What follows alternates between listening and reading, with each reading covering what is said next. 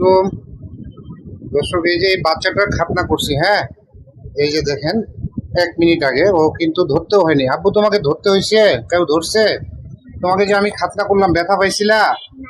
এক ফোঁটাও ব্যথা পাইছো? তুমি কি হাসতেছিলা না কান্না করছিলা? কান্না করছে তুমি খাতনার সময়? একটুও কান্না করছো? ব্যথা পাইছো একটুও? জোরে করে বলো। পাও নাই? তাই?